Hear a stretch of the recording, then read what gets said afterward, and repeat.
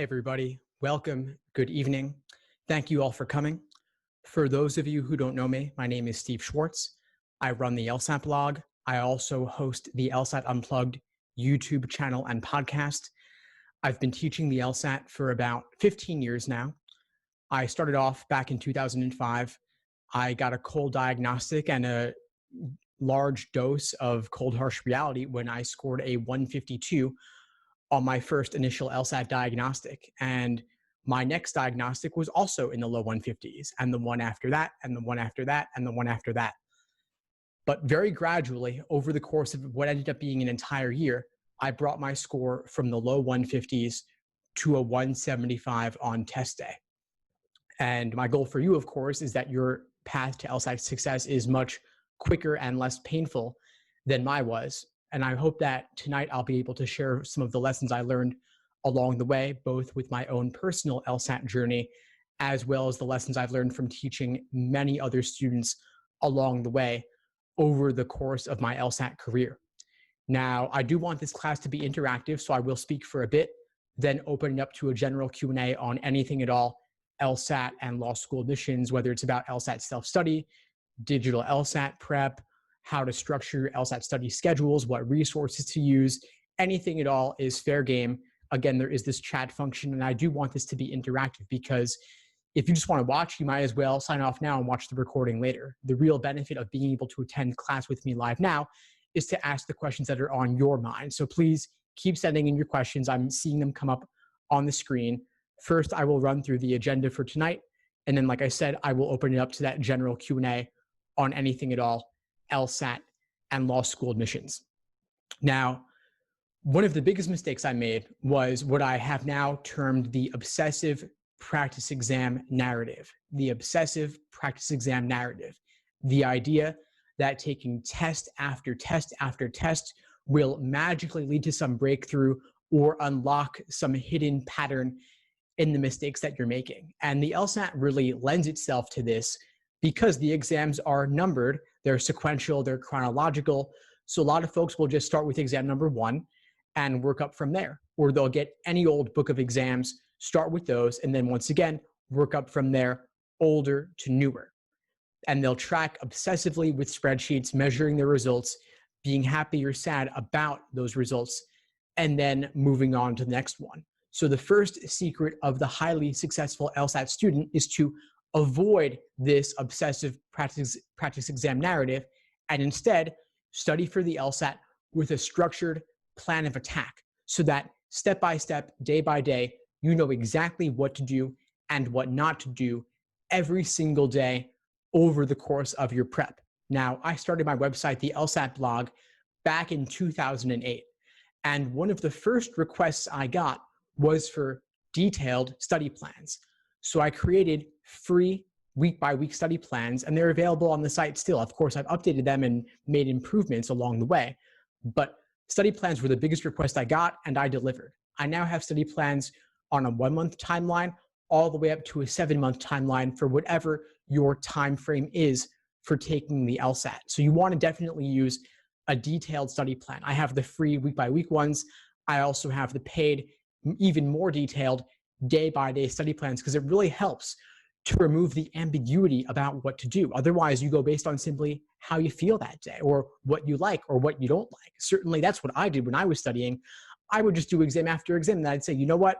I don't really like games today. I don't really feel like doing that, so I'll do logical reasoning instead, or I'll do reading comp instead. And then you focus on what you like more and what's easier for you. But in reality, you should do what's tougher for you, of course. Focus on your weak areas to improve there. Now, whether you use my study plans or not, the framework underlying them is really important. And that's what I call the LASER approach to LSAT studying. LASER is an acronym standing for Learning, Accuracy, Sections, Exams, and Review. Again, LASER is Learning, Accuracy, Sections, Exams, and Review. Learning is theory, reading textbook chapters, watching course video lessons or videos on the LSAT Unplugged YouTube channel, basically learning the basics of the exam and specifically what it involves. So what types of logic games are there? What types of reading comp passages are there? What's a strengthening question in logical reasoning? What's a necessary assumption question? And so on.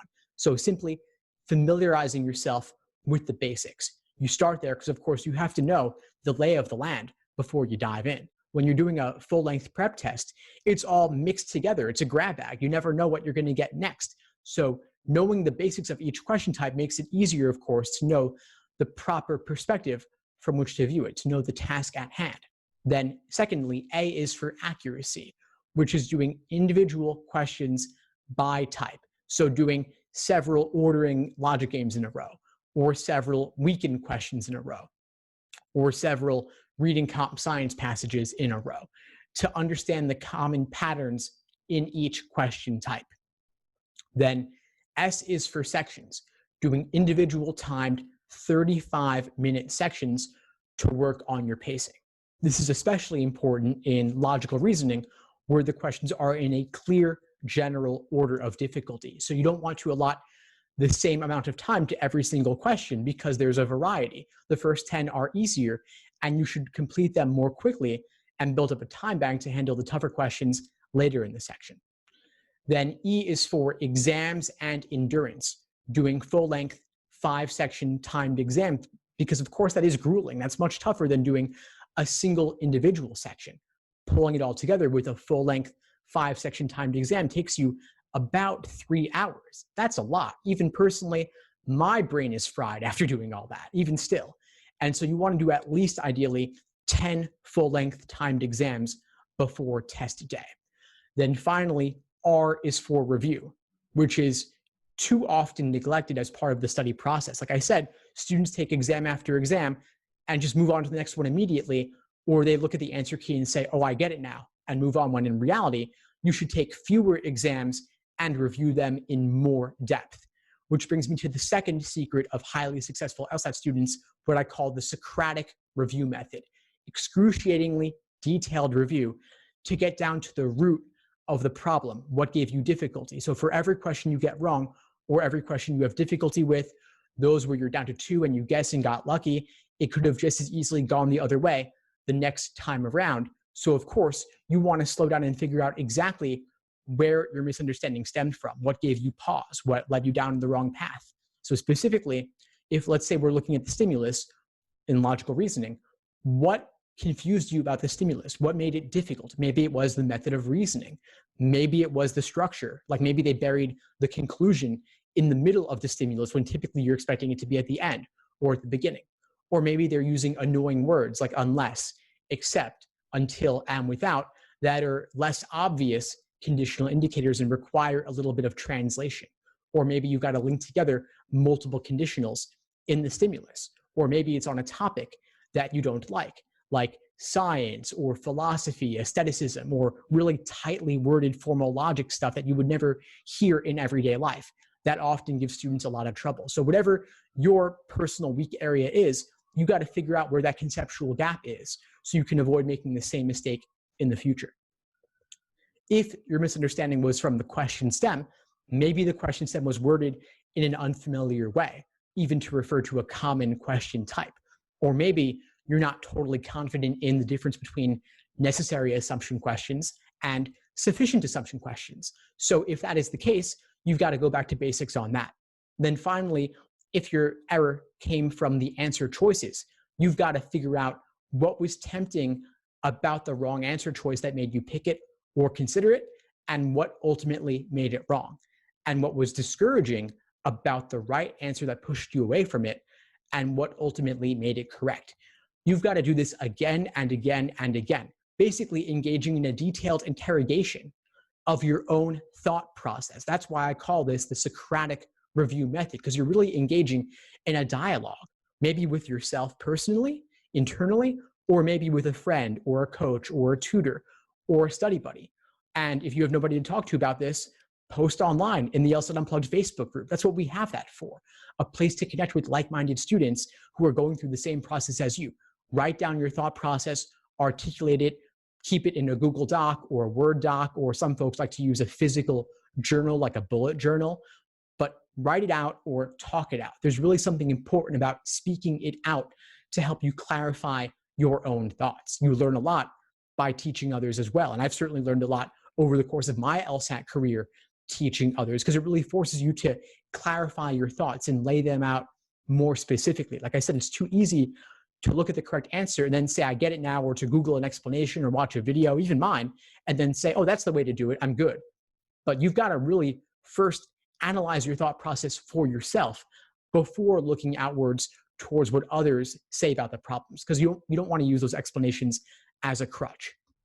Now, I talked about writing out your review process, and I have an example for you here I will put in the chat to show you what one student's example of this articulation looks like. And I'm not sharing it because it's the perfect or ideal way to do this. I'm sharing it, in fact, because it's imperfect, but it's a realistic way to do this that I think any one of you tonight could engage in a similar line of analysis or inquiry of your own thought process. Why did one choice tempt you? What ultimately makes it wrong?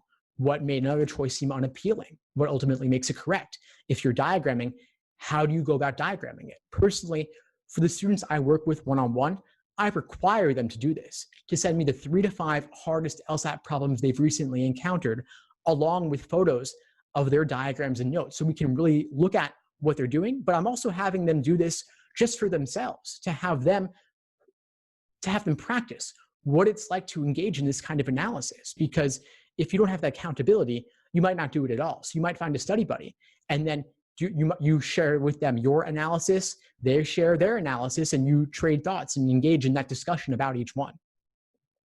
Now, the third secret of highly successful LSAT students is simply being willing to retake and being willing to put in the time that's necessary. I don't think that anybody should apply to law school with only one LSAT score or attempt on record unless you scored above your practice test average. And here's why. It's because there is no downside to retaking the LSAT at least once.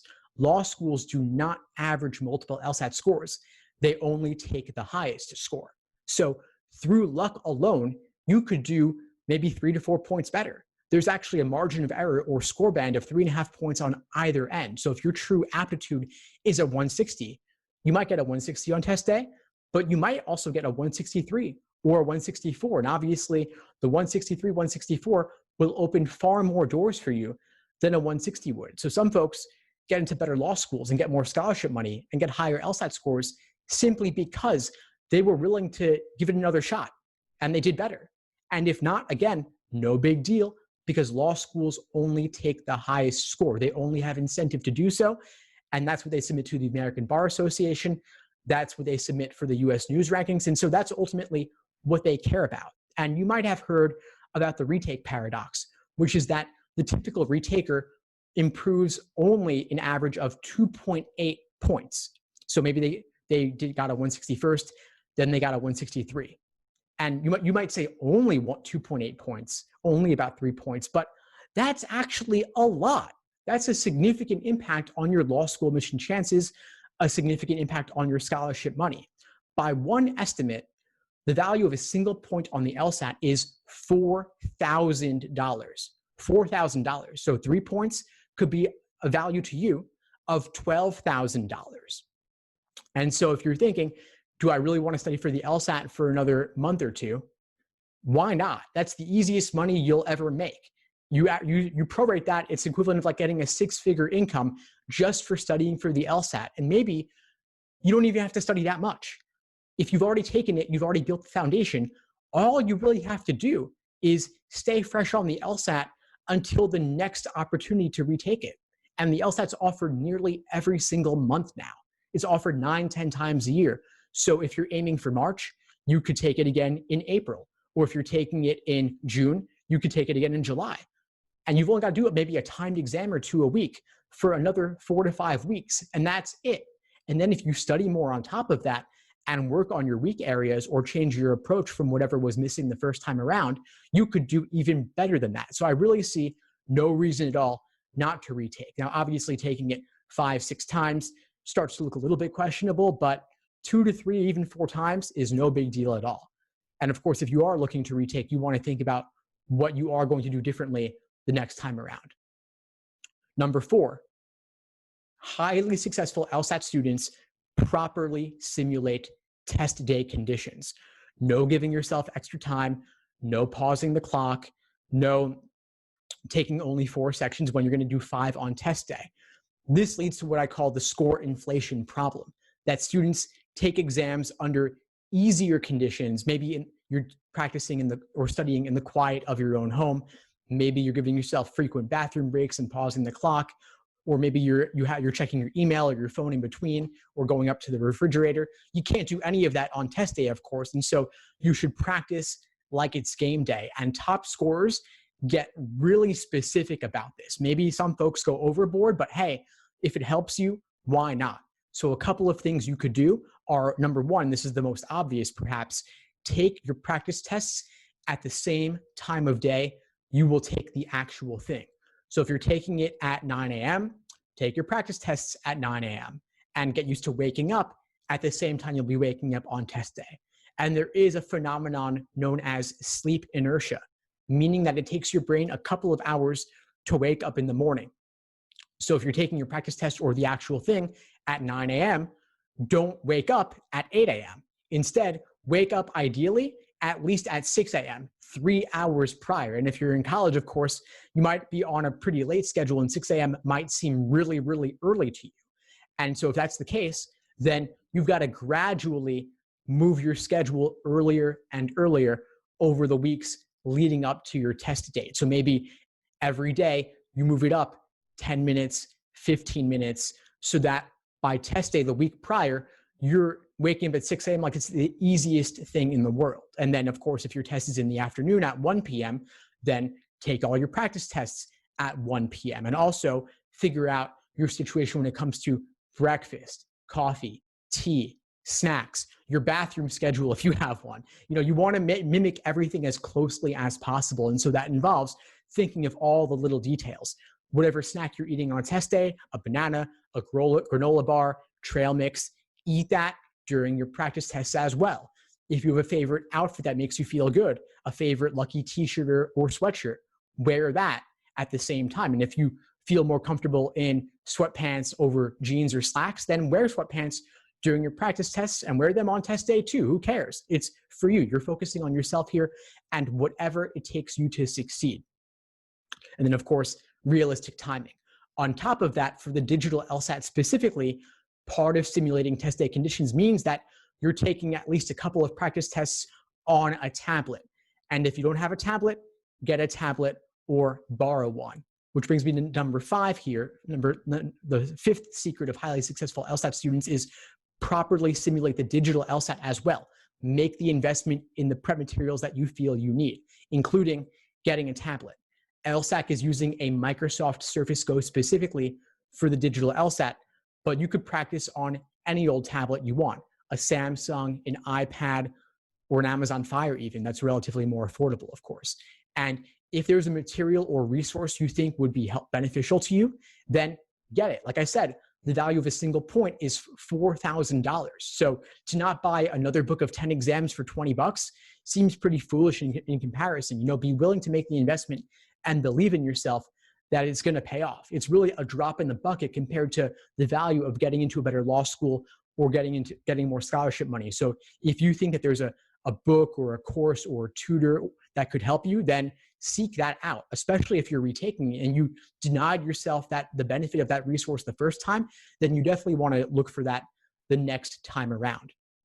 Now, when it comes to simulating the digital LSAT, there are a couple of exams on LSAC's website at familiar.lsac.org. They have 3 exams in the digital format, exams 71, 73, and 74. And of course, they will be releasing more, presumably, in the coming months. But this site does not work well on a smartphone, and it doesn't work that well on a desktop either, because you want the touchscreen interactivity that you're going to have on test day. Now, I don't want to stress this point too much because, of course, the content of the exam has not changed at all. Only the style in which it is delivered is changed, but you want to walk in at least having done a couple of run-throughs in the same way you'll be doing the actual thing. So get a tablet or borrow one at the very least in the lead up to the test day. Now, number 6, Steve's practice test rule is maximum 2 timed exams per week, minimum 2 hours reviewing each test. This is meant to help you avoid burning out. Too many students, again, back to that obsessive practice exam narrative, they're doing every single exam ever released and maybe trying to do all of them in the span of a few months, doing one a day. I've even heard of folks doing 2 a day. This is a recipe for burnout. I would rather that you slow down and do more exams in depth and review them in depth rather than doing more exams, but only engaging in a cursory review of them and not really dialing down into specifically what gave you trouble. And aside from reviewing the content of the problems, you also want to be thinking about the pacing and the endurance factors. If it takes you a little while to get warmed up and you're always doing worse on the first section, then maybe you want to do a few warm-up questions before you start the actual exam. Or on the other hand, if you're petering out towards the end in the 5th section, then maybe you want to really work on that endurance and maybe even do the occasional 6-section exam in order to better build up your endurance. Again, maximum 2 exams per week, minimum 2 hours reviewing each test. Top scorers realize that quality is more important than quantity, of course, and doing fewer exams and reviewing them more is the recipe for really learning from your mistakes. Now, finally, number 7, top scorers really develop an appreciation for this exam. They learn to love the exam and respect the people who make it. I know it's easy to hate on a faceless bureaucracy like LSAT, especially when there have been a number of digital LSAT tech issues, and of course there are a number of fees associated with the entire process, and they're not always the best at communicating with students, but the people who create the exam content are brilliant. They really know what they're doing. They put a lot of effort into writing these questions, and their bar for quality is actually quite high. And so I would recommend that you learn everything you can about the way the test is constructed, what goes into creating it, and specifically, what are those little tricks and traps involved in the exam.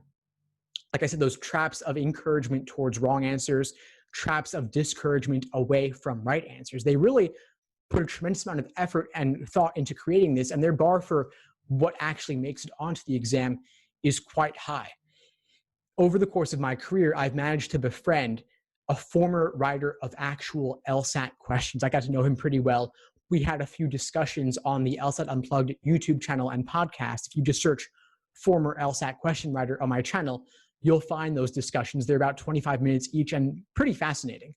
I've also conducted a number of email interviews with him as well in written form, available on the LSAT blog website. And so I highly recommend seeking those out if you really want to understand the minds of the test takers and how they create this. Additionally, top scorers really adopt the mindset of this exam and become critical and skeptical of arguments rather than taking things at face value. And that kind of filters into every conversations in everyday life. If you ever found yourself overanalyzing statements other people make and pointing out flaws in their logic, and then of course ducking when they swing at you because they're pissed off that you're overanalyzing their language. I've certainly run into that problem a number of times, and I've had to dial it back and really segment the LSAT portion of my life and conversation and analysis from interactions with friends and family and such. And so, but that mindset and adopting it and almost in a way that you can't even really control it, that's a sign that you're doing something right and that you're really getting into the mindset of that analysis the LSAT requires. Aside from becoming curious about the exam and adopting the mindset, you might also want to start thinking about reverse engineering the exam as part of that review process. So really analyzing how they construct these problems to the point that you might actually write your own LSAT style questions, or at the very least, write your own explanations for official LSAT problems to take your LSAT review process to the next level. Not only laying out your own personal thought process, but going beyond that to really think, how could I explain this to somebody else? I learned a lot when I wrote my own LSAT explanations, and I've also written my own LSAT logic games from scratch. And I learned a lot in the process. And I learned that also that it was not easy, at least for me. It took me a full day, maybe at least 4 to 5 hours of really concentrated effort to write an original logic game from scratch that was flawless, containing no mistakes at all. And those are available on the LSAT blog website, by the way. I've written about 7 or 8 of them on my own. And It was a lot of fun. And I'd highly recommend writing at least a mini drill or two to see the logic that goes into these. So those are the 7.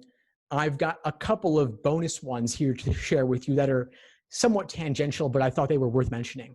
One of them is negotiation. So after you get your LSAT score, after you've applied, you might get offers and acceptances from law schools. But top scorers, those who really seek to understand this process, they negotiate with law schools to get more scholarship money. I had a great discussion the other week with the Dean of Admissions and Financial Aid at Baylor Law School. And we were talking about what good negotiation looks like and what bad negotiation looks like. And basically the takeaway is that you don't simply want to ask law schools for more money and say, because I need it, because I want it. Rather say, my cost of living is going to be XYZ, and school A offered me this amount. Can you match or exceed that given what I expect to, the expenses I expect to incur moving to this area or taking on these obligations for law school? Do the calculations, provide them with a well-reasoned argument. And obviously, if you apply to multiple law schools, you'll have multiple offers that you can play them off each other. And don't try to be sneaky about it. And don't be a jerk about it either. Really, they're nice people. They want to help you. And they ultimately want you at their school, especially if you make a good personal connection with them. That can really have a big impact. And of course, the biggest factor in admissions, especially when it comes to getting more scholarship money, is getting that higher score. So you can make all the excuses about how you're not a good test taker or that things didn't go well on test day, but ultimately they're going to tell you simply retake and get that higher score. The last thing I'll say related is when it comes to law school selection, I noticed that both law school admission officers and applicants suffer from what I call runt syndrome, rankings under numerical threshold. Basically, everybody gets too wrapped up in a school's numerical ranking in the US News and World Report, when in reality, the ranking isn't the only number that matters. And if you look at how they actually construct the rankings, there's a lot of unimportant things that go into them, like the number of books they have in the library when everything is digital now, or how other law school professors think of that school, which becomes a kind of, what's the word? Like basically, the system feeds itself a circular reasoning where they say, this school has a good reputation because of US News rankings from previous years, so I will rank it high once again because that has impacted my perception of that school. But why should you care what some random professor thinks about some random school they don't even have any exposure to? You're much better off thinking about what scholarship money are they offering? Are they in an area where I might ultimately want to practice law? Those are really the biggest things that should impact your decision. And then, of course, do you want to live in an urban, suburban, rural area? What makes sense for your family if you have a family or significant others? Those are the factors you want to be thinking about. Don't think solely about the rankings, but how the rankings can help you is that if a school is ranked relatively low, but you wouldn't mind going there, and your LSAT score is above their median, then you could get significant scholarship money or even a full ride to go there, making it well worth it. So anyway, that's on my agenda for tonight. That pretty much sums it up. You've all asked a ton of great questions here, and I want to get to as many of them as possible. So I'm going to take a moment here to just take a look through them and see what jumps out at me. And of course, feel free to continue asking more. So let's see, related to the application process, how can you get an application fee waiver, especially if you want to apply to multiple schools? Well, the simplest way is simply to ask. Law schools often simply hand out application fee waivers because they want more applicants and because you won't get if you don't ask. They simply need you to ask to demonstrate interest, and then a lot of them will give them out, and that saves you maybe $100 right there. So email them asking for those fee waivers, and they'll often hand them out. Secondly, LSAC runs a number of law school forums where tons of law schools, dozens of them, are tabling, and you go up to them and say, could I have a fee waiver? I'm very interested in your school. A lot of times that's a good place to ask for them, and they will, once again, hand them out. And then some schools, typically lower ranked ones, will often just contact you offering the fee waiver because they want to drive up the number of applications. So that's another way to get it. So yeah, definitely seek those out. I think not enough folks know they can ask for them, but admissions officers, I mean, in a way, they're marketing their schools, they're promoting their schools, and they need you more than you need them, actually. So, because they have all their overhead to maintain. So I would definitely suggest keeping that in mind. Someone asked, is it true that the logic game section is being taken off of the LSAT? If so, when will that happen? So there's a lot of misinformation out there about this, and there were some recent news articles confirming the misunderstanding, the rumors about this. In reality, the logic game section is not going anywhere anytime soon, if at all. It might be removed for certain specific test takers who need accommodations for visual impairments, but it's not going away for the majority of students anytime soon, if ever. I taught a class where I covered this recently. If you just search on my YouTube channel, LSAT Unplugged, if you search, will LSAT logic games be removed? I go in depth analyzing the press releases and statements from LSAC and the attorneys involved in the lawsuit around this. And I basically share my thoughts that it's not going away. So you can go there for more on that. Someone asked, how many days a week should you spend doing LSAT prep when you are 4 months out from the exam? It will vary from person to person. I typically recommend 10 to 15 hours per week, but how you lay that out is ultimately really up to you. I don't have a strong opinion on that. It depends on whether you're working, if you're in school, what your other obligations are like.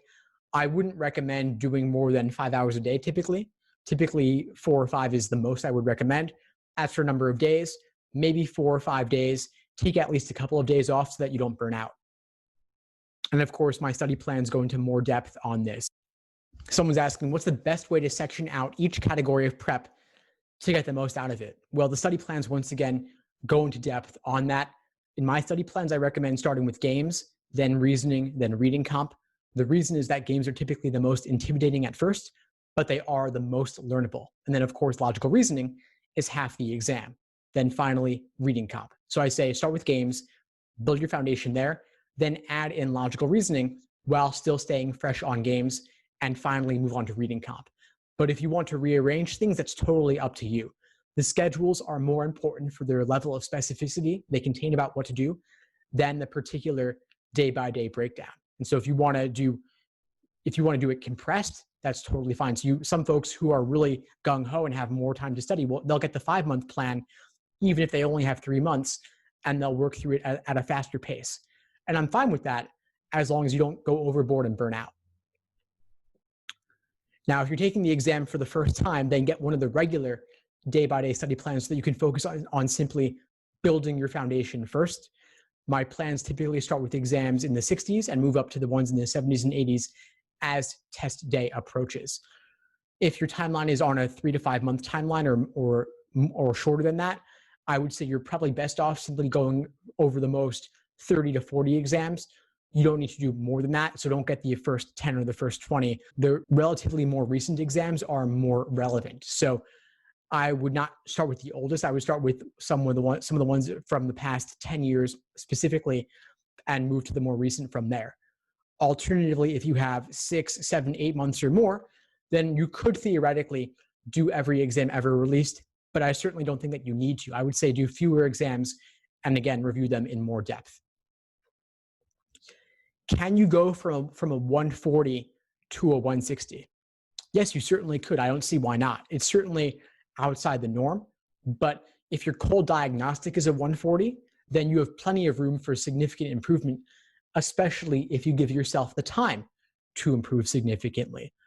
On my site, the LSAT blog, I have a number of LSAT diaries from former students who wrote in about their study journeys, and I've categorized these by starting score and ultimate ending score. So you can see folks who went from a 141 to a 168 or a 145 to a 165 and everything in between. And personally, again, I went from a 152 to a 175. And so significant score increases are possible. They take a lot of work and they start with building the foundation first. And my study plans help you build that foundation. As for when to start studying, if you are an undergrad in college, when to take it if you're an undergrad in college, it really depends on when you have the time. LSAT scores are valid for 5 years. So you have plenty of time to take it and then finish college, maybe even work for a year or two. And then if you still think that law school is right for you, then you apply. So you study whenever you have the time. For a lot of folks in college, they'll study over summer break. If they have a good amount of time, like 2 to 3 months, they could really focus on that. So I'd say Don't get a really time-intensive internship. Instead, dial down your responsibilities so that you can focus primarily or exclusively on the LSAT. Some folks will study over winter break. Some folks will, after they graduate, if they're lucky enough to have friends or family supporting them, really, I mean like parents or significant others supporting them, then they could do nothing but study at all. And that's obviously not the case for everybody. But if you're fortunate enough to be in that position, I would certainly take advantage of that opportunity to do nothing but study for the LSAT for at least a couple of months. Some folks who are working will take off a week from work or a month from work to focus on studying, or they will dial down their responsibilities, get time off from their boss, or load projects onto others for a little bit so they can focus on the LSAT studying. But really take it whenever you're ready, study for it whenever you're ready. And of course, having more time to study rather than less is typically beneficial, up to a point at least. As for best LSAT prep materials and programs, I happen to think mine, of course, are pretty fantastic. I linked them in the chat. I have the LSAT blog along with the LSAT Unplugged YouTube channel and podcast. I have guides, cheat sheets, checklists, explanations, and of course, the full video courses for every section of the exam. Dean is asking about necessary assumption questions. So necessary assumption questions are a very specific kind of logical reasoning question, and I think of them as actually being a very specific kind of must be true question, because they are not asking for new information. They are asking for something that is already implicit in the argument itself, something that the argument is logically committed to already. Now, all else being equal, I would gravitate towards relatively more moderate language for a necessary assumption question, because it's more likely to be supported by the stimulus and required by the stimulus than a more extreme answer choice would be. So that's mostly what I'll say on that. Of course, the negation technique is useful for necessary assumption questions. The correct answer choice when negated will destroy the argument, because the argument required all necessary assumptions to be implicit and to be true. Olivia is asking about logic games, how to perfect diagramming. Well, practice, of course. Practice, use all the resources available to you, and then look at video explanations for each game afterwards to confirm if you set it up correctly. Knowing that, of course, there is not only one way to set up any given logic game. There are multiple correct methods. The correct method is the one that works for you and gets you the correct answers in the time allotted. So look at different people's styles and see ultimately which style meshes best with your way of thinking. I've created free logic games explanations on LSAT Unplugged YouTube channel for the vast majority of logic games, and so you can see how I diagram them and compare them to your method. And typically, I like to do a lot of work up front to make multiple inferences up front, even multiple main diagrams. But that's my style. If that doesn't work for you, then try a different approach. Let's see, tons of more questions here. How to best study if you're taking the April LSAT, which at the moment is about 2 months away. If you're already decent on games, but logical reasoning is lacking, well, I would focus on logical reasoning. Then, of course, I would see if there's a particular question type in logical reasoning giving you trouble, like by question type as in strengthen questions, weaken, flaw, and then drill those by type on the side. I have categorizations of questions on my site, and so you could do a bunch of several flaw questions in a row, then several strengthen questions in a row, and of course on the side maybe do some individual timed LR sections while still doing a timed exam or two per week to focus on endurance. And the individual sections will also help you work on your pacing as well. I would not neglect games entirely, of course, because you do want to stay fresh on them. And if you're not getting better as time goes on, then you may want to postpone or withdraw to a later test date if you need more time. And nobody ever wants to postpone or withdraw. But really, if you're not close to your desired result as test day approaches, you're better off delaying and taking it at a later date so that you can apply with the best possible score. Since there's no reason to have a relatively lower score on your record if you can avoid it, I wouldn't take it if your practice tests were not close to where you ultimately wanted to be. And you're saying the review process is your struggle, then definitely engage in this Socratic review method that I outlined earlier in this class, because I really go through exactly what you should be doing in your post-game analysis of the problems that gave you trouble. Someone's asking about my one-on-one LSAT coaching. Yeah, so I work with a limited number of students one-on-one. It's a pretty intensive process. I require a lot of my students. And so if you'd like to discuss that with me, then of course, just shoot me an email after this class and we can set up another conversation to go more in depth on that. Someone's asking about internships.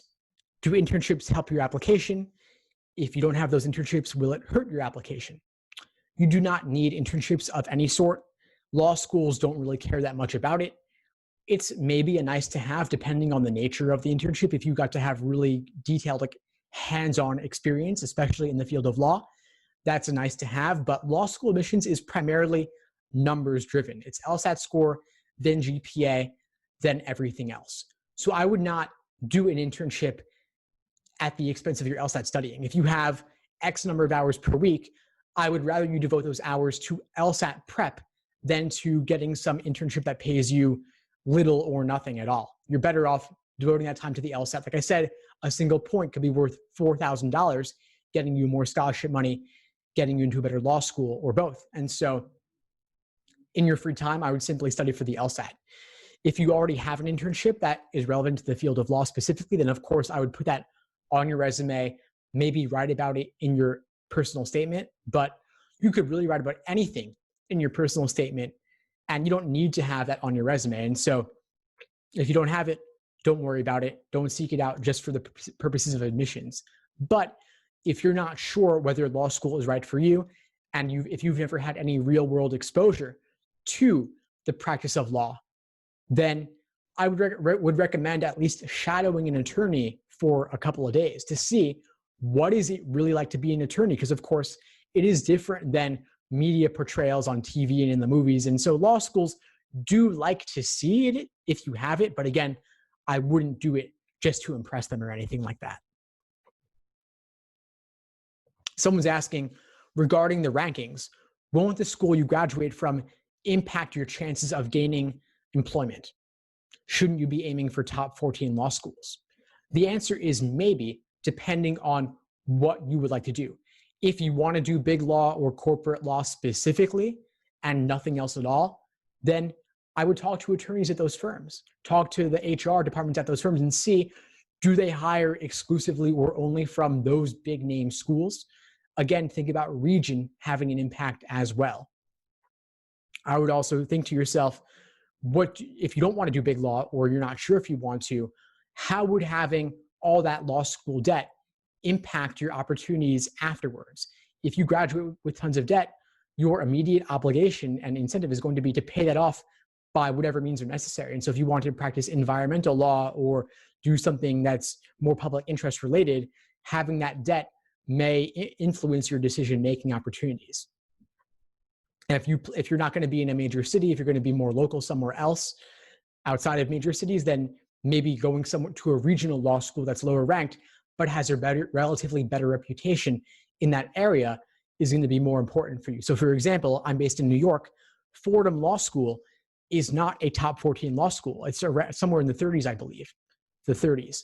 But Fordham Law has a fairly good reputation in New York City relative to a higher ranked school in California like UCLA or USC, because there are many more Fordham Law grads in New York City than there are UCLA or USC grads in New York. And so Fordham Law would be a relatively better choice on average than USC would be, even though USC is ranked relatively higher. So that is something to consider as well. Got a couple folks asking how much time to devote to each section of the exam. Well, games is a quarter, logical reasoning is half, and reading comp is another quarter because there are two sections of logical reasoning. As for how much time to devote, that really depends on your personal weak areas. And so if reading comp is pretty good for you, then you may want to focus less on that. And if you suffer from trouble with a particular section like grouping games specifically, then I would simply drill grouping games. So there is no one size fits all approach to this. It really is personal. My study plans are simply a general framework related to how to go about this rather than what you must follow to the letter. And so I do find though that games is typically the most improvable section. So I would start there and then see how it goes. And if you're struggling and need to focus more time on it, then do that. You know, that's why it's also nice to have a long timeline where there's no urgency to when you're taking it. And so if you're watching this in March right now, of course, then you could take it in March, April, June, July, and still apply at the very beginning of the cycle in the fall. And even taking it in September or October would be perfectly fine as well. Even taking it in December would be okay to still apply in that cycle. But I would not, of course, take the LSAT in March and apply at the end of that cycle, because it's a little bit tougher to get in and there's not as much scholarship money available. And so give yourself the time that you need to prep for this. And of course, having relatively more time is better if you can.